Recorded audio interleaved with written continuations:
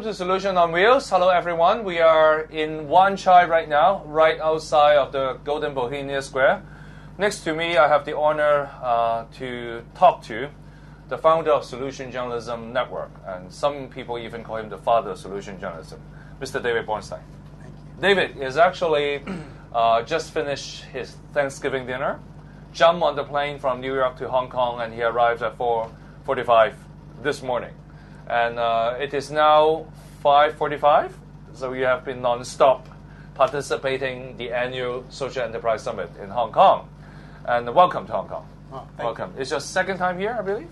This is third time, actually. Oh, third time already. Yeah. And as you know, my team and myself aspire to your solution journalism concept, and we would like to see how to implement that in this part of the world. Yeah. But before we go into that, I would like to recommend many people have this book, How to Change the World. It's an updated edition. David wrote that and actually defined what is a good solution journalism story looks like. Thank you. On top of this book, I quote from the New York Times, a Bible in the field. All right, so do you consider yourself a prophet for journalism? You see what is going to happen, so you make this book. Well, the book was a learning experience for me to discover how many people there are around the world who are advancing social change, and as a journalist to realize that my field wasn't doing a very good job at uncovering these stories and explaining them. And I feel like there's a hidden history going on. There's out there in every city, every country, there are quite a lot of stories that are significant about people addressing social problems with very, very powerful ideas and methodologies that society doesn't hear about. Yep.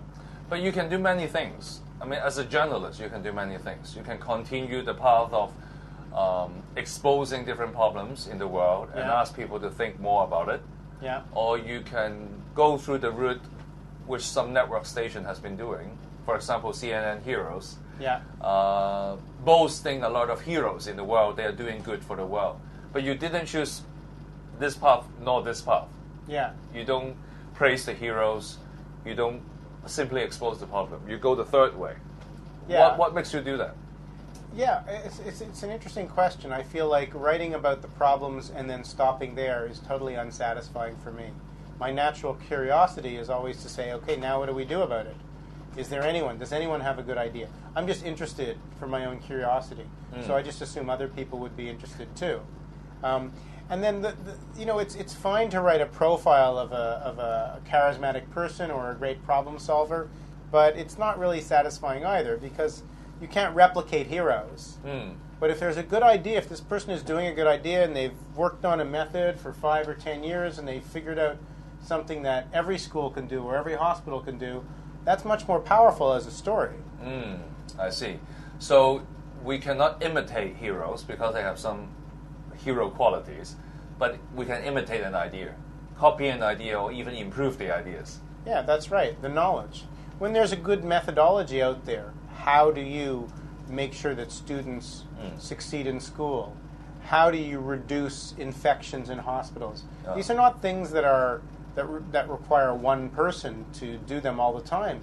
These are models that can be spread widely. And when you begin covering solutions from the point of view of asking the question, what's the idea here? What's the teachable lesson? What's the key insight? Rather than who's the hero of this story, you end up producing a lot more valuable information for society. Yep. It also reads like a detective story because you're sort of wondering how's this person going to solve this problem? How, just like Agatha Christie, how is the sleuth going to solve the mystery? Yep. You want to know how is the social innovator here going to solve the problem? And so there's a natural curiosity that people have about problem solving that journalists can take advantage of. Yep. But some journalists asked this question to me when I said solution journalism is a great idea. Would you like to learn more about that? They said journalists does not have the responsibility to find solutions. I mean, it is not our job to solve problems. How do you respond to that? No, 100%. It's not the journalist's job to solve the problems or to advocate for any solutions.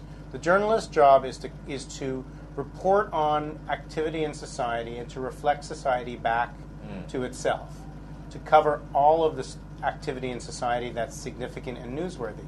So if there's a bunch of problems out there in the world and there's a bunch of responses to those problems in the world, if you arbitrarily say, we are going to cover the problems because we think that's newsworthy, but we're going to ignore all the responses to those problems, then you're editorializing.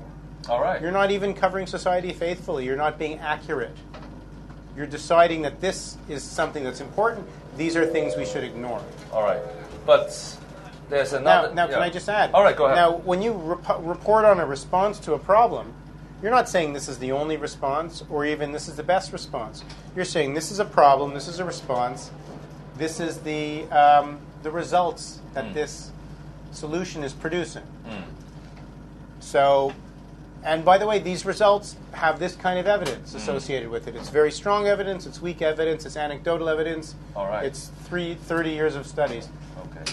Once you give that information to people, they're much better informed about what to do about those problems.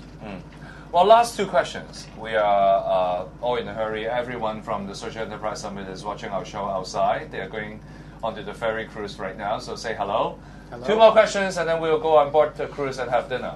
We won't let you starve. I would okay. appreciate that. And a beer, too, I hope. First question. There's a journalist just asked me this. Journalist over there. He asked me if there's something that does not have a solution. Can we report that?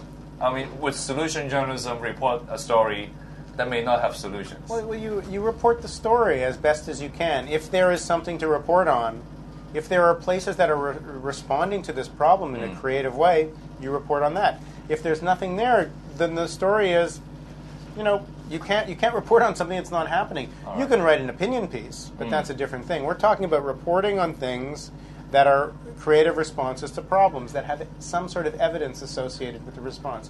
Interesting. It's nothing new. It's just what journalists should be doing. If we want to cover society faithfully, we want to give people an accurate picture of the world, not a fake picture of the world, we have to cover the whole story. We have to cover the problems and the responses. Both of them are happening. But one final question. What are the prerequisites for solution journalism to prosper across the world? I mean, what are the prerequisites? I would say that it really has to become a legitimate, disciplined practice. Right now, when people cover solutions, they often give these fluffy, feel-good stories that are hero worship. That's not hard news. If you do that, first of all, readers don't respond very well to those kinds of stories, and journalists don't feel proud about those kinds of stories.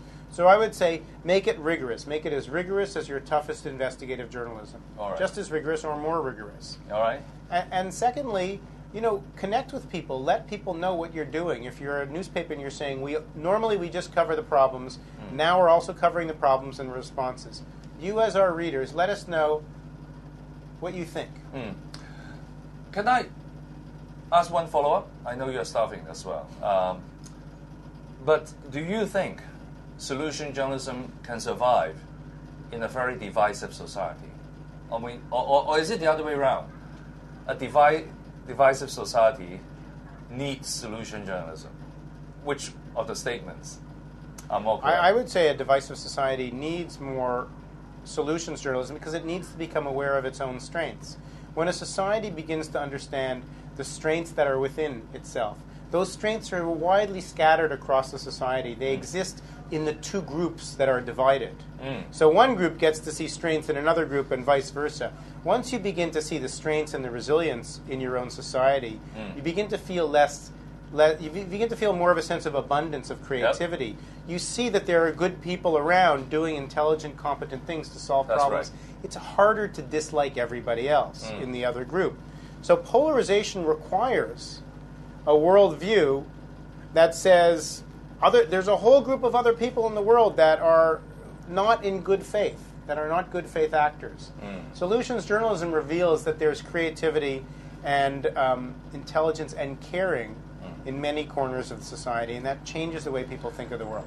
So how do you find this vehicle? Do you think we can do town hall meetings around the world and collect ideas and report on solutions? Absolutely, but you have to serve dinner too. All right. Okay. So goodbye, everyone.